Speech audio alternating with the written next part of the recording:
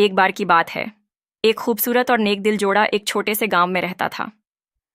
दोनों बहुत सादगी और मोहब्बत से अपनी जिंदगी गुजारते थे, मगर उनकी एक अधूरी ख्वाहिश थी, एक बच्चे की। एक दिन बीवी ने अपने घर की खिड़की से झांकते हुए पास के बाग में ताज़ा हरी भरी सब्जियां देखीं। वो देखकर बोली, काश मैं ये सब्जी खा सकूं, मेरा दिल बहुत चाह रहा है। उसकी हालत देखकर शौहर बेचैन हो गया। उसने सोचा कि बीवी की ख्वाहिश पूरी की जानी चाहिए, चाहे जो हो जाए। रात के सन्नाटे में वो दीवार फांदकर बाग में दाखिल हुआ और जल्दी से वो सब्जी तोड़ ली। मगर जैसे ही वो लौटने लगा, अचानक एक काली परछाई उसके सामने आई। वो जादूगरनी थी। गुस्से में उसने कहा, कैसे हिम्मत की तूने मेरा बाग लूटने की? डरते हुए आदमी ने कहा, मेरी बीवी बीमार है, उसने तुम्हारे पौधे की ख्वाहिश की थी। जादूगरनी ने कुछ पल सोचा, फिर ठंडी आवाज में बोली, ठीक है, सब्जी ले जा सकता है, मगर बदले में जो बच्चा पैदा होगा वो मेरा होगा। बेचारा जोड़ा मजबूर था। कुछ महीनों बाद एक प्यारी बच्ची पैदा हुई। उसी वक्त जादूगरनी आई और उसे उठाकर ले गई। उस बच्ची का नाम रखा गया रापुंजल। रापुंजल को एक ऊंचे मीनार में बंद कर दिया गया, जिसमें ना दरवाजा था ना सीढ़ियां, सिर्फ एक खिड़की।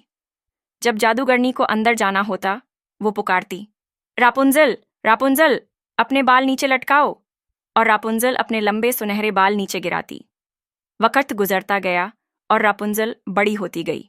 उसके बाल जादुई चमक से दमकते थे और उसकी आवाज़ इतनी मीठी थी कि जो सुनता वहीं ठहर जाता। एक दिन एक बहादुर शहजादा जंगल में शिकार करते हुए वहां पहुंचा।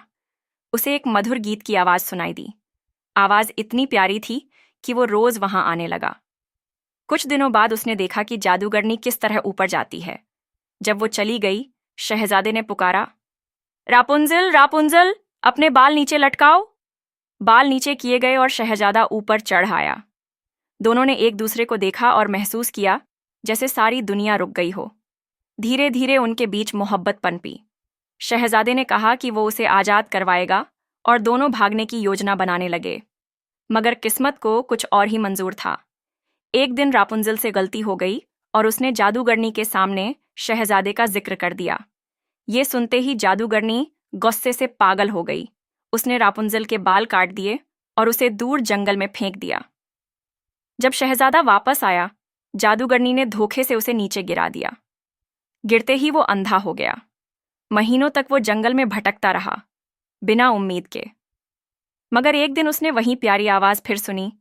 वो रापुंजल थी। दोनों की मुलाकात हुई और रापुंजल के आंसू शहजादे की आंखों पर गिरे। उन जादुई आंसुओं ने उसकी नज़र वापस ला दी।